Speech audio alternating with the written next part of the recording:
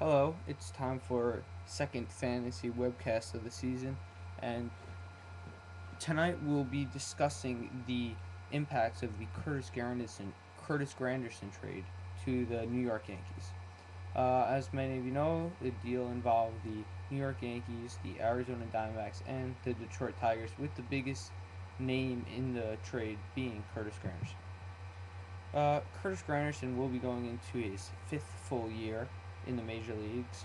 Um, Over his past four seasons, his home runs have have have sort of increased. Last year, he hit a career high 30 home runs, and his RBIs have stayed between the mid 60s and low 70s.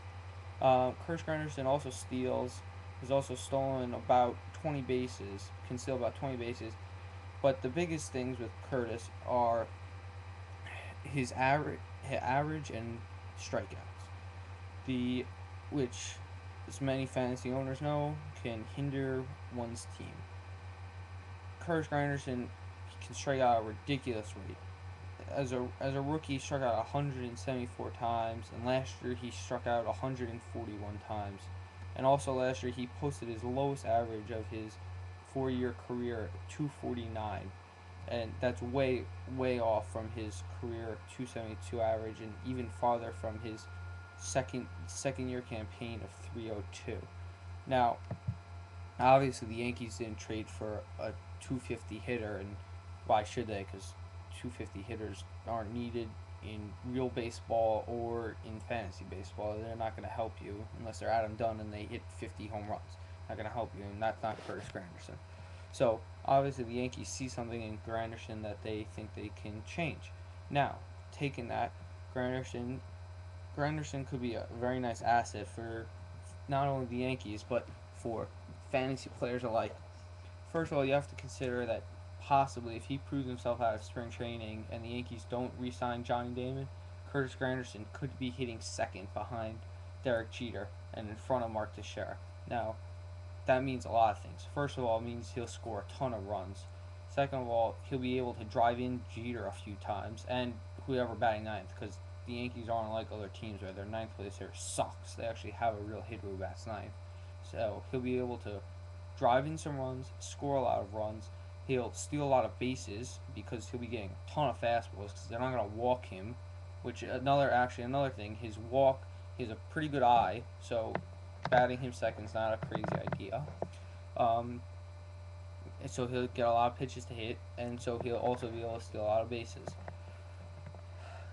Curtis Granderson also in Yankee Stadium, he's a left-handed hitter, and the right field porch in Yankee Stadium is extremely short, meaning he could take advantage of that, and he could hit a lot more home runs this year. The downside to Curtis Granderson on your fantasy team is, like we said before, the K's and his average.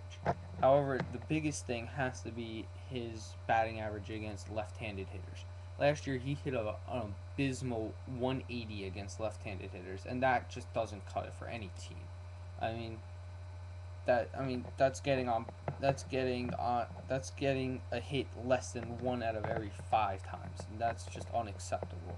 I mean, almost fantasy owners can't couldn't not even couldn't even start him against left-handed pitchers last year, because that's how bad he was. So the Yankees have to fix that. Even if he only gets it up to about 230, 240, that would be a huge difference over what he hit, and that could raise his average actually significantly. Um, but Curtis Granderson, you know, he I'm predicting this year for him, the Yankees, presuming he hits second, he could hit second, or if he goes back to his old self, he could find himself batting seventh, which in the Yankees lineup isn't bad, but he'll score less runs, drive in less runs, he'll have less chances to steal. You know, I mean he'll see worse pitches. So ideally, batting second is the best for fantasy owners.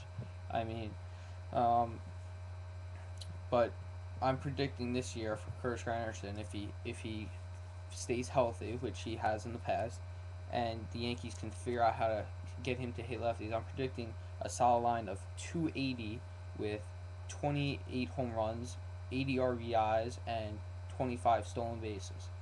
And I'll go with 105 runs scored, and I think he'll put together a very nice season as either a second outfielder or a third outfielder. Now, looking over at early average draft um, projections, currently Curtis Granderson on the Detroit Tigers is the 18th best outfielder, and his average draft position is, where is it? There it is 62. And the earliest he's been taken is 53, and the latest he's been taken is 71. Now, with the Yankees, I'd give Curtis Granderson a slight bump. I think he could possibly be a top 15 outfielder, but there's definitely a ceiling with him. He's not gonna hit 40 home runs, not gonna steal 50 bases. He's a max a 30-30 guy, and that's if he has a good year, and that could be offset a little bit by if he bats 240, you know, and strikes out 150 times. But by coming to the Yankees, guys, I would bump him over. Definitely Michael Bourne at 17. BJ Upton and him are the same player. He'll have a higher average than Upton, but he'll steal less bases and hit more home runs. So I'll put him over Upton. Depending on your need, I'll take him over Adam Dunn because he'll be more balanced. Dunn is just a power guy, and um, and Granderson can sort of provide some speed with that. Josh Hamilton, you don't know what you're getting out of him. I could definitely see taking Granderson over Hamilton. I wouldn't take him over Nick Markakis. Markakis just gonna put up better numbers overall, and he'll be slightly worse in stolen bases, but he'll make way up for it in the other categories. So not ahead of Markakis, and I could possibly see you taking him ahead of Adam Lind, because Adam Lind last year was, I won't call it a fluke year because I think he's just developing, but who knows if he'll put up the same numbers he did. I mean, second pitcher are gonna get a better look at him. You know, he plays in the tough AL East, especially if Halliday gets traded within the division. He'll have to face him, and so he could see the sophomore slump, and I could even see, I mean, not ahead of some other guys like Ichiro, Jason Worth, but Justin Upton. I mean, that guy's a complete unknown. I mean, Granderson almost. And once you come to the Yankees, that's like an automatic, you know, bump for you. So, could definitely see you taking him over Justin Upton. If Upton falls, I'd continue to let him fall because I don't. Granderson, I think, can do a lot better than Upton, and Upton's been hurt too. Um, so let's look at the other part of the trade. Um, well, in the trade, the Arizona Diamondbacks traded um, two pitchers. One is a reliever who's unrelevant to fantasy purposes, but the other is an interesting candidate in um, Max Scherzer. Scherzer last year came up with the Diamondbacks, and he had an interesting season. Hang on, I'm just gonna bring up his stats. I'll find him.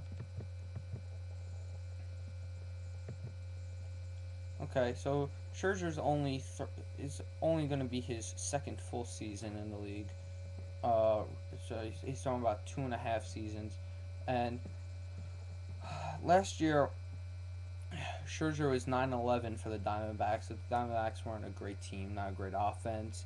WHIP 1.34, ERA of 4.12, which it's not going to kill you, but you can do better. I mean, he's like he's like a fifth starting pitcher on a team, maybe even a sixth starting pitcher. Um, but the biggest thing that jumps out about Scherzer is his innings, and that he went from throwing 56 innings to 170 innings, and that's a big cause for concern because he throws hard, and that's a lot of strain on his arm. And you know, fantasy owners, I would advise staying away from Scherzer because that just has injury written all over it as being a bust in Detroit. Detroit's also not really a pitcher's ballpark, or maybe it is, I'm not sure, but you know, that big increase and the way he throws, that's not a good. I would stay away from that as fantasy owner wise. Now, the other part, one of the other parts was that Detroit sent Austin Edwin Jackson to the Arizona Diamondbacks. Now, Edwin Jackson last year.